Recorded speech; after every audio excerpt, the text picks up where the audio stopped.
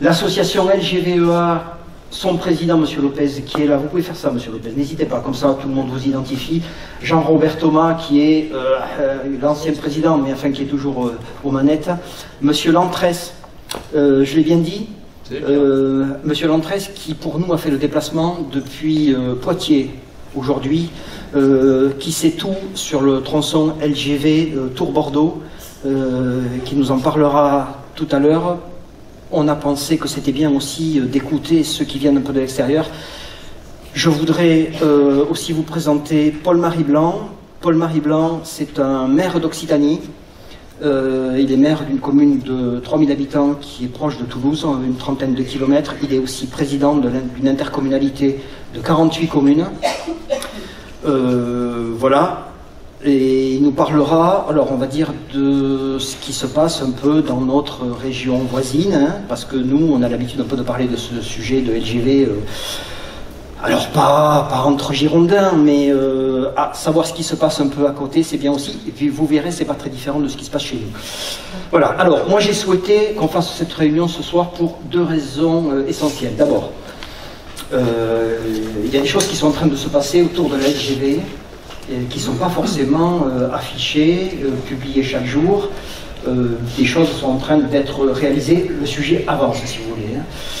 Et puis la deuxième chose, c'est qu'à Vautiran, cette année, j'ai reçu 34 nouvelles familles qui sont venues habiter chez nous, qui ont certainement entendu parler du sujet de la LGV, mais qui n'ont pas forcément toutes les informations. Donc l'idée ce soir, c'est quand même de vous informer sur ce qui s'est passé, brièvement, sur ce qui se passe en ce moment, et puis sur ce qui pourrait arriver demain. Voilà.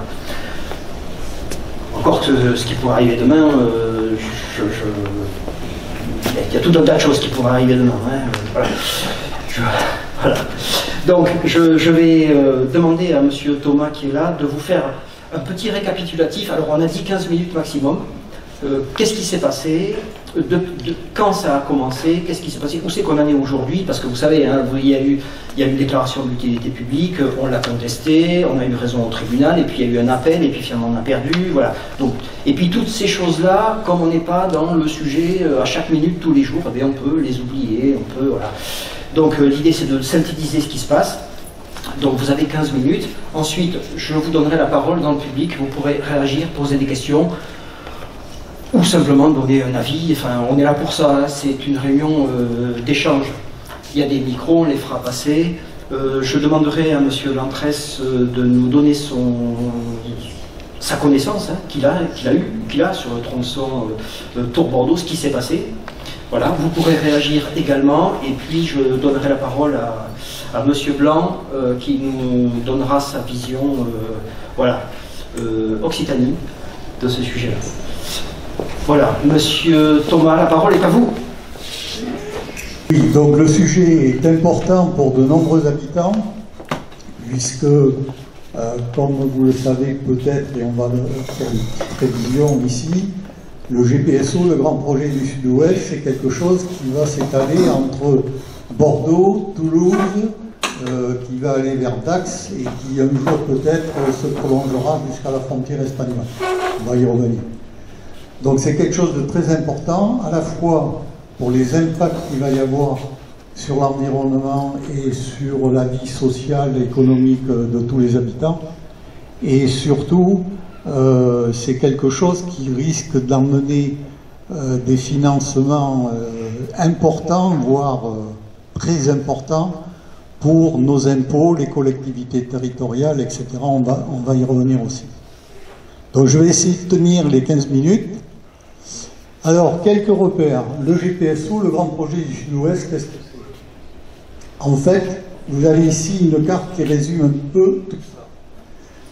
Le GPSO, si vous partez de Bordeaux, vous avez ici une petite encoche qui s'appelle Aménagement ferroviaire au sud de Bordeaux. L'acronyme, c'est AFSB, on en reparlera plusieurs fois. De l'autre côté, à Toulouse, on a aussi une petite branche ici qui s'appelle Aménagement ferroviaire au nord de Toulouse, AFNT.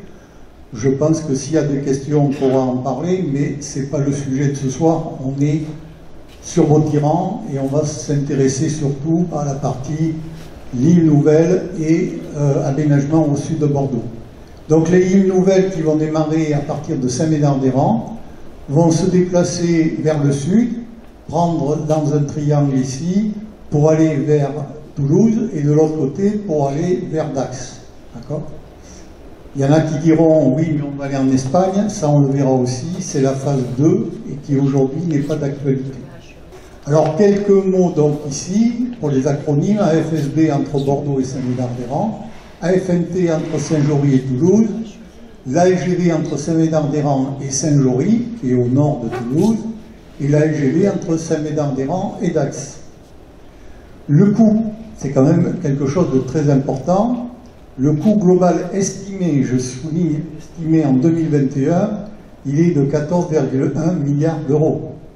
C'est un coût estimé. Le début des travaux, ça, ce sont des informations qu'on a recueillies auprès du responsable des AFSB à SNCF Réseau, M. Barsac. Il nous dit le début des travaux pour cette branche serait aux alentours du deuxième semestre 2023. Pour ce qui concerne la LGV, qui va se poursuivre au-delà, ça serait 2024, mais là, on n'a pas trop d'informations sur un planning sérieux. Et pour rappeler aussi qu'il y a 147 communes concernées au total, avec une emprise totale par RFF de 4835 hectares. Les 4835 hectares, ce sont des terres naturelles, des zones naturelles 2000, des terres agricoles, des terres viticoles, de la forêt, etc., etc. Et puis, bien sûr, les habitants et leurs propriétés, ça aussi, c'est important. Voilà, ça c'était pour vous dresser un petit peu le mal. Alors, M. Barrère nous a demandé de dire ce qui s'était passé. Alors, pour ce qui s'était passé, vous voyez ici que ça a démarré très tôt, c'était en 1992.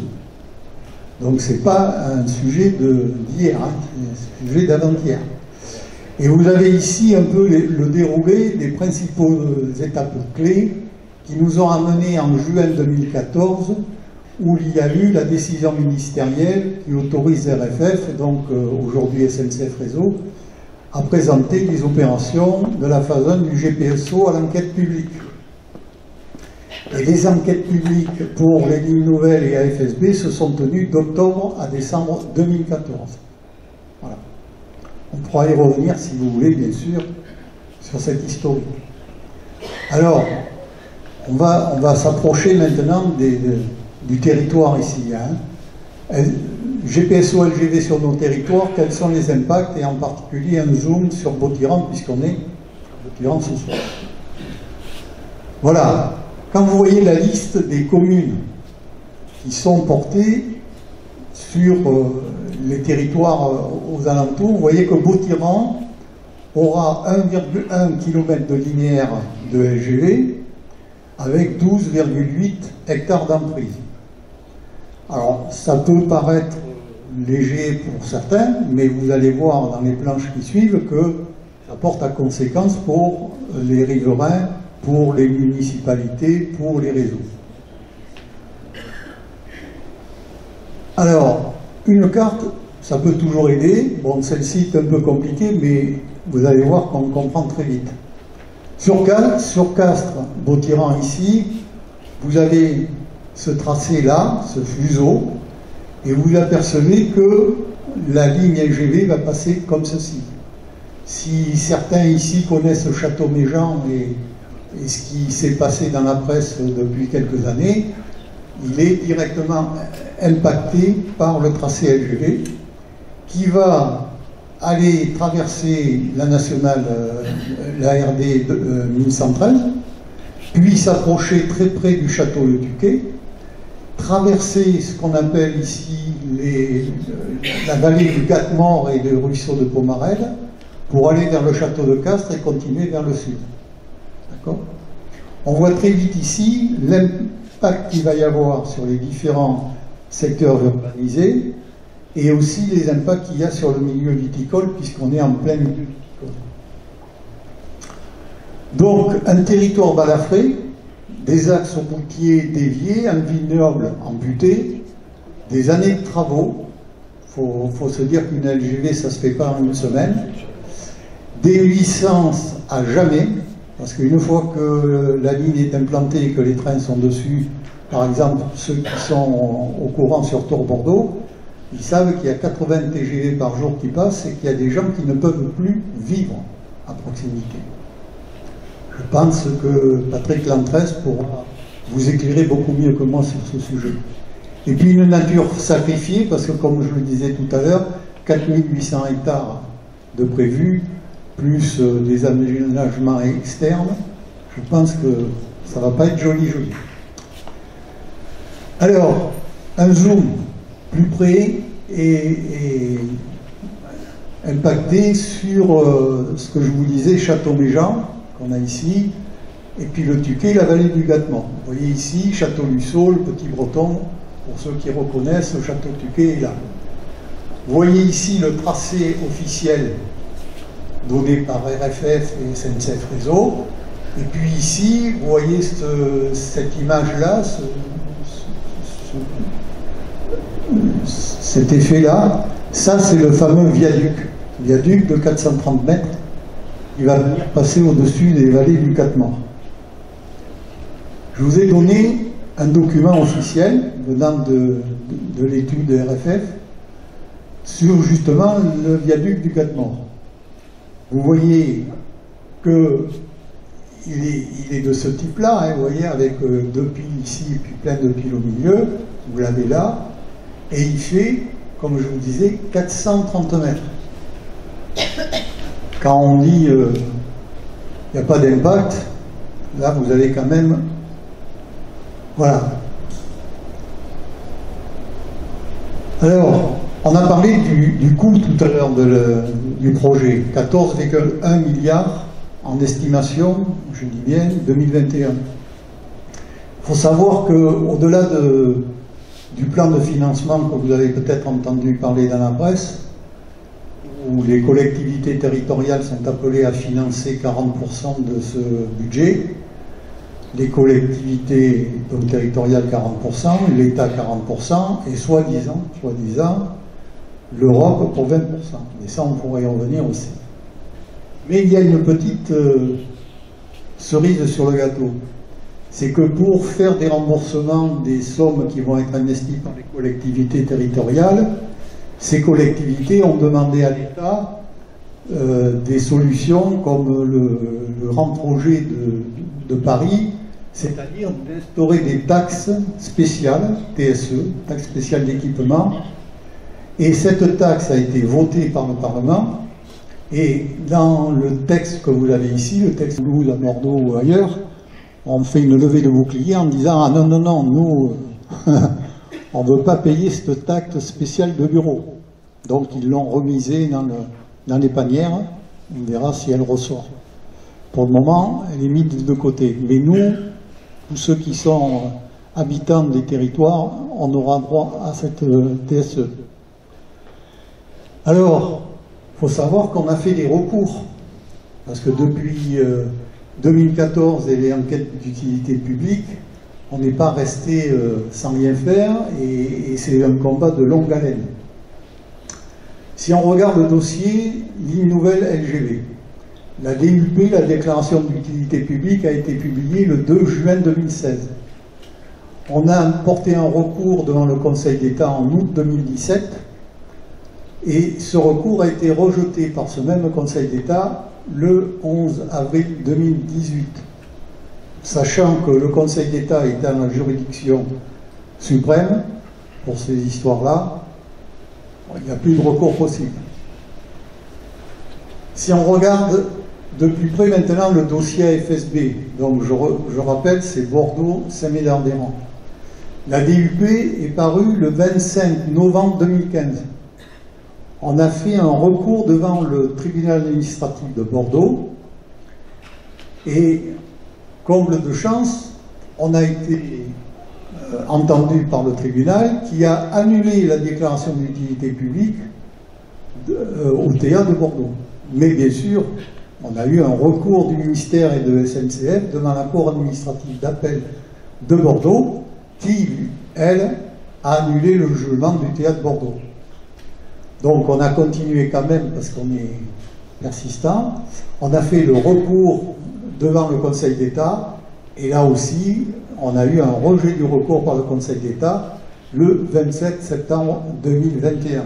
Là aussi on a terminé le parcours sur les AFSB. On reviendra tout à l'heure parce qu'on n'a pas tiré toutes nos cartouches, mais on y reviendra tout à l'heure. Donc c'était pour vous donner un petit peu l'idée de ce qui a pu se passer au niveau des recours. Résister, c'est un combat commun des habitants, des associations et des élus. Donc vous avez ici, ce soir, à la fois des habitants, à la fois des associations, mais à la fois des élus. Et donc vous verrez que ce qui s'est fait, ce qu'on essaie de faire ici, c'est ce qui s'est fait sur Tour Bordeaux, et Patrick Lantresse pourra vous en dire plus. Alors, mobiliser et agir ensemble. Nous, ce qu'on préconise, on appelle les habitants à se rejoindre très nombreux dans notre association. Plus on est nombreux dans une association, plus on est entendu, écouté. On s'engage auprès des élus locaux, notamment Christian Tamarel ici présent, le maire de Saint-Médard-des-Rangs, mais aussi ceux de Saint-Selve, Castres-Gironde, Aigues-Mortes, etc. Donc toutes les communes autour de Saint-Médard-des-Rangs.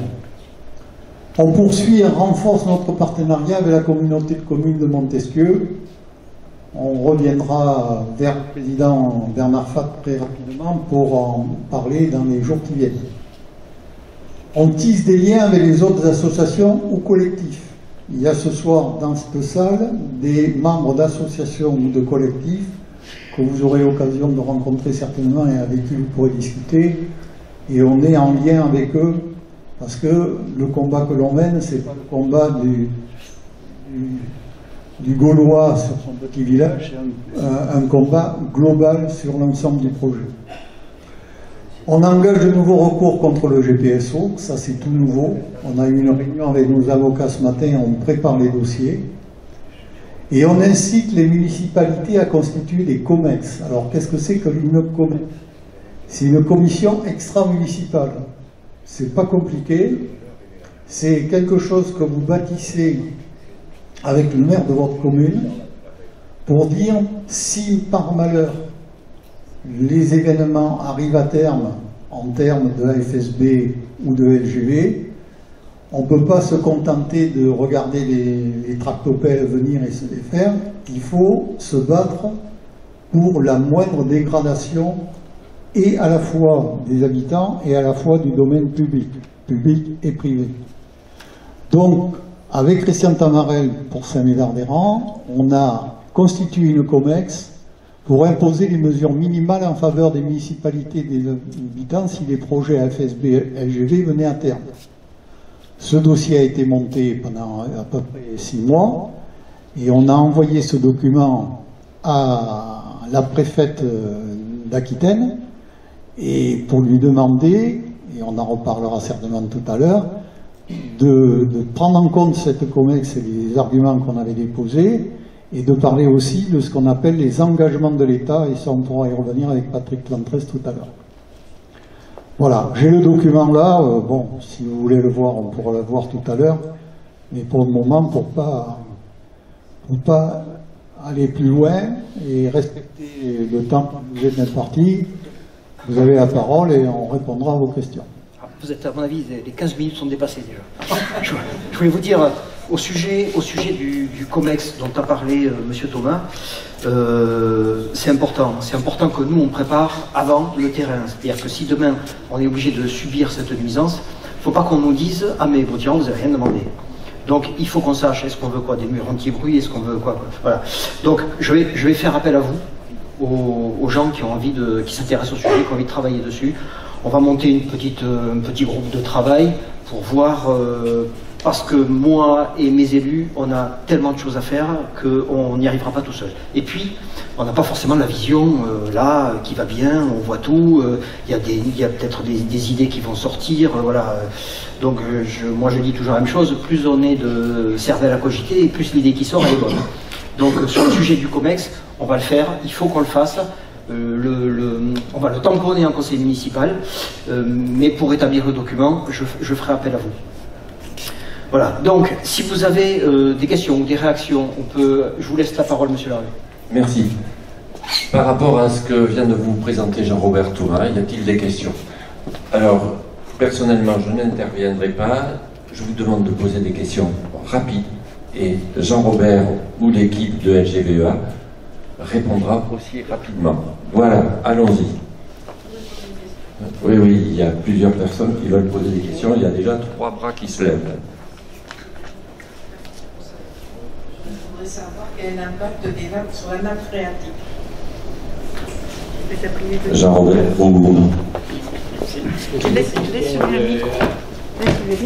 Ah oui, pardon, c'est moi. Qui c'est qui a levé la main là? Ici. Le fameux viaduc de 450 mètres de haut, combien fait-il de hauteur? Et est-ce qu'il est possible d'envisager des murs anti-bruit?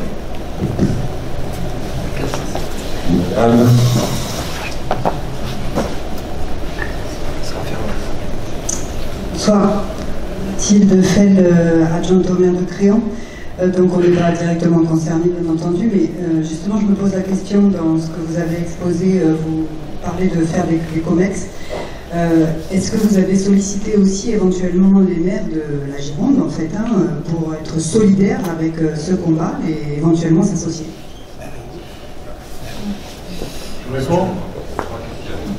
Alors, l'impact sur les nappes phréatiques.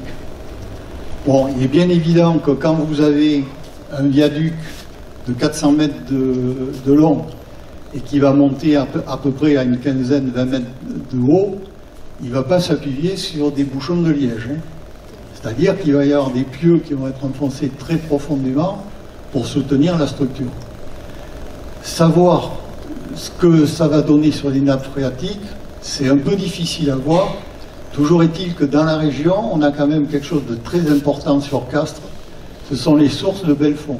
Je rappelle en 5 minutes que ces sources alimentent à la fois les habitants du territoire, mais à la fois aussi Bordeaux, au moins pour 40 à 50%. Donc je peux vous garantir que ces sources-là, avec leurs 3 périmètres de défense qui sont organisés réglementairement, quand on nous dit qu'on va passer avec une LGV là-dessus, on est un peu inquiet. Bon, toujours est-il que dans l'enquête d'utilité publique de 2014, tous ces problèmes ont été balayés d'un tour de main. Il y a eu des hydrogéologues patentés qui sont venus dire il n'y a pas de souci, les nappes ne seront pas touchées, on déviera les ruisseaux qu'il faut, on aménagera les voies en dessous de la LGV pour qu'il y ait des tracés de zones bleues et vertes adaptées. Bon, voilà, c'est tout ce que je peux vous dire malheureusement techniquement de ça. Le dossier d'enquête d'utilité publique aujourd'hui, alors on a réclamé pendant très longtemps d'avoir accès à ces données-là parce que depuis 2014, ça avait été supprimé du site officiel du GPSO. Miracle, depuis le début de novembre, le site est actif et peut être consulté. Donc je vous recommande d'aller sur gpso.fr et d'aller visualiser ces documents. Il y a 12 000 pages à 3. Bon. Et voilà. Pour le passage du Gamor, oui. Tu peux répondre à la question de madame pour savoir pour quelle est la hauteur Oui, alors la hauteur c'est grosso modo une quinzaine à 20 mètres de haut. Et pour les protections acoustiques, puisque je réponds à la deuxième question, pour les protections acoustiques, normalement, le viaduc possède des écrans acoustiques sur le côté, de chaque côté. Est-ce que la validité, la pertinence de ces écrans seront là? ça, c'est quand même quelque chose de très technique, le problème du bruit. Mais ils ont mis en place sur ce viaduc des écrans acoustiques. Par contre, les écrans acoustiques sur le reste de la voie LGV, il y a des endroits où il y a des trous. Et on a posé plusieurs fois la question à RFF et à SNCF Réseau en disant qu'est-ce que vous avez prévu là-dessus? Je pourrais vous en parler un peu plus si vous le voulez. La troisième question, oui. Monsieur Tamarel va répondre. Jean-Robert, merci. Oui, je vais répondre sur... Ça marche ?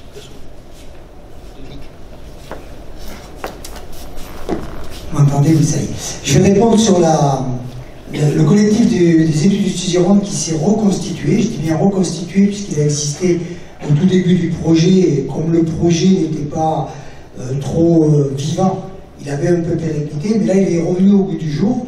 Donc j'ai la chance de le co-présider avec Madame le maire de Bernance-Polac. Et vous comprenez aisément que c'est tout le territoire qui est concerné, tant par les AFSB que la future LGV. Voilà, on est appuyé avec évidemment d'autres élus du territoire, avec les associations, et puis on a déjà mené des actions. La première a été d'organiser une grande manifestation à Langon, où d'ailleurs avec certains autres collègues du collectif, nous avons rencontré en amont le sous-préfet pour lui exposer nos doléances. Bon, on a été dignement écoutés par lui-même, et il devait rapporter ce que nous lui avons dit à Madame la préfète elle-même. Pour le moment, on n'a pas eu de retour. Et puis ensuite, on a fait une manifestation très pacifique, bien évidemment, qui s'est terminée devant la sous-préfecture avec différentes interventions. Et j'ai eu la chance moi-même de pouvoir m'exprimer au micro des FR3 en direct pour expliquer le bien fondé de cette manifestation. Puis nous sommes allés à Saint-Macaire, puisque le maire de Saint-Macaire est solidaire et lui aussi concerné, pas forcément par la LGV, mais par des problèmes de cadencement de TER. Donc on a fait là aussi une manifestation dans les rues de Saint-Macaire. Enfin, nous avons fait un courrier à l'Europe pour... alors là, ça a été assez comique d'ailleurs, puisque... Pas le comique qu'on a fait, parce que celui-là, il était très sérieux. Par contre, la réponse qui nous a été faite, celle-là, elle est vraiment à publier dans le journal officiel, parce que en fait, on nous répond que complètement à côté des questions qu'on posait, et on nous explique le bien fondé de ce projet pour des questions environnementales. Voilà, quand on vient de vous parler de viaduc, quand on vient de vous parler de viaduc dans une zone Natura 2000, c'est quand même un petit peu commun. Bon, alors on ne désespère pas, et d'ailleurs, Madame la députée qui est ici présente, et d'autres parlementaires, c'est-à-dire nos sénateurs, ont été sollicités par le collectif pour que nous puissions rencontrer avec eux des représentants du Parlement européen, mais là physiquement, hein, de manière à pouvoir leur expliquer bien les choses les yeux dans les yeux, et qu'on puisse éventuellement avoir des réponses. Voilà, donc ce collectif, qu'est-ce qu'il a pour objectif? Ben, il a pour objectif de continuer de façon très forte à combattre ce projet, aussi bien les AFSB que le projet GPSO, c'est-à-dire la LGB. Et Madame